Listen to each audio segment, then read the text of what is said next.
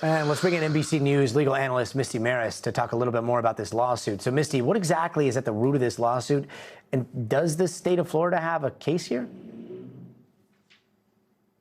So they bring a lot of claims under several legal theories, including deceptive business practices, negligence, product liability, like we've seen before, design defect, failure to warn, fraudulent misrepresentation, public nuisance. So a whole bunch of legal theories. And the crux of the case, Gotti, is that there are significant dangers associated with the use of this, the OpenAI platform, and that the company failed to warn individuals, including vulnerable individuals like children, about those risks. And the lawsuit goes a step further and says that the company engaged in a web of deceit in order to prioritize profits over safety, and saying that the danger of addictions, cognitive decline, suicide, violence, and other harm is the result of their failures. So this is the first one against OpenAI that's actually been brought by a state.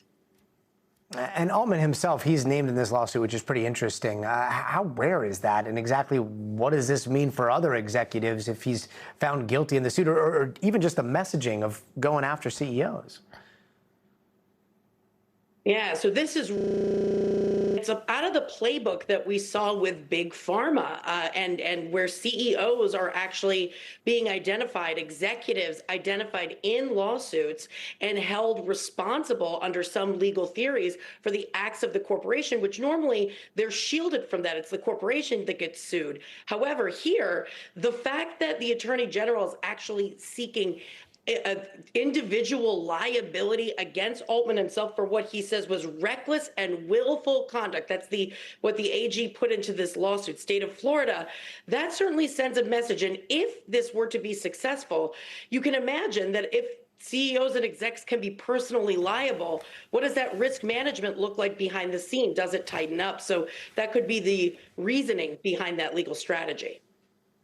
And do you think that we're going to see other states follow the footsteps of Florida here?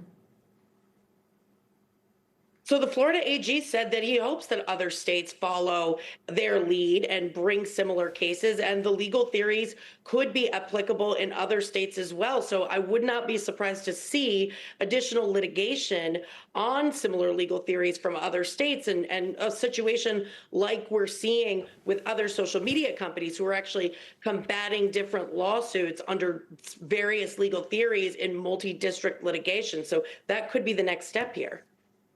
Yeah, we'll watch for that. Misty Marris, thank you.